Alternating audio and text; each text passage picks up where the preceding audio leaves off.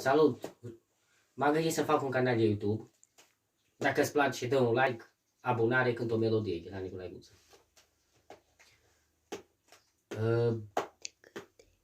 De câte ori ai greșit, te-am iertat că te-am iubit, dar acum nu te mai iert, chiar cu riscul că te pierd.